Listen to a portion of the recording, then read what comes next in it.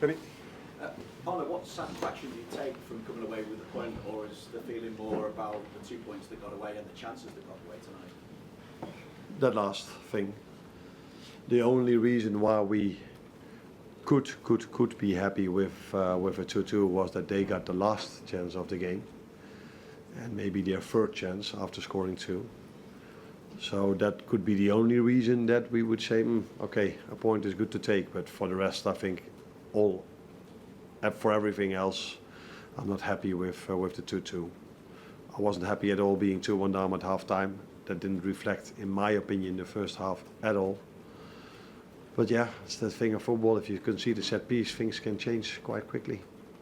I know in another interview you've said that there's one player in particular who's pretty down in the dressing room at the moment. I'm guessing that's Darwin with the chance that he had. What was your view of that chance? What could he have done better? Because it's easy for us to sit here and say he could have dinked it, but he could have dinked it over Emi Martinez, when he came sprawling at his feet later on as well. So what is it that you need to see? Now, what I saw was an unbelievable pass from Conor Bradley.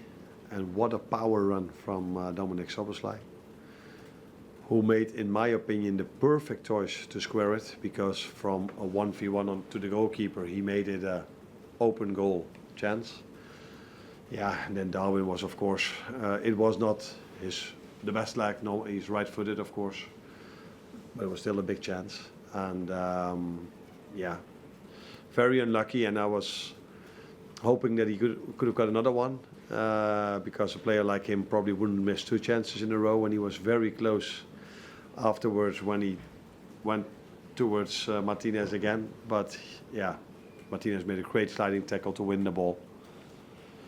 I think we were all disappointed, but it's normal that a player that missed a chance like this is always a bit more disappointed than the rest. Just check on Conor Bradley. How serious do you think the injury is initially?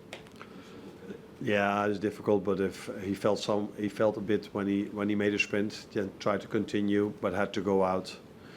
All the times with injuries, I always say if a player wants to go out himself, that's not a promising sign. So that will probably lead to the fact that he's, for 99.9% sure, not available for City.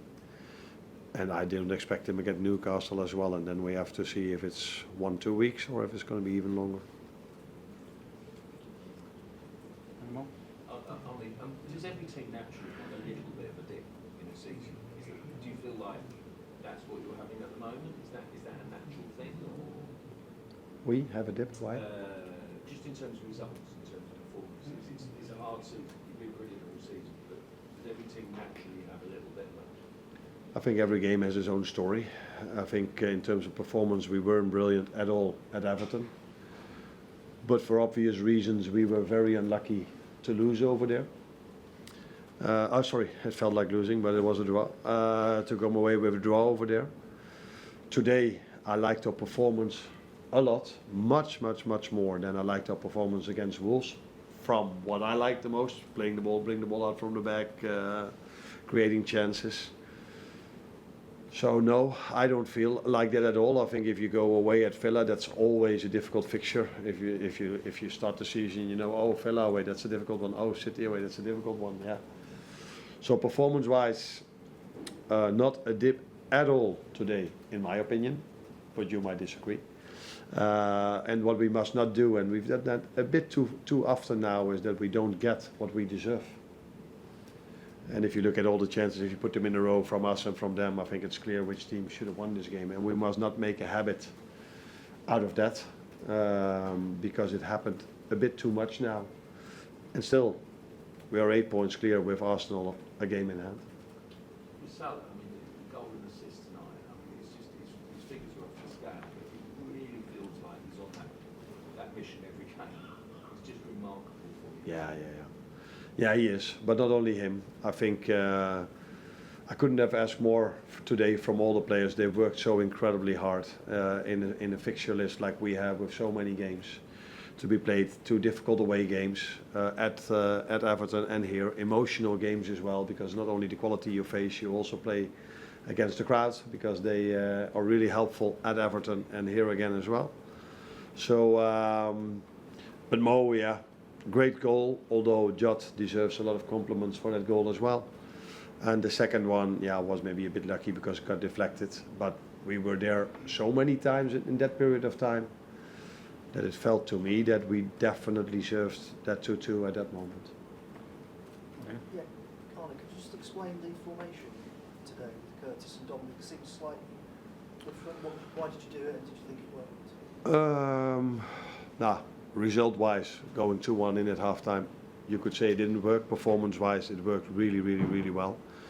Because we totally not deserve to go 2-1 down at halftime, again, in my opinion.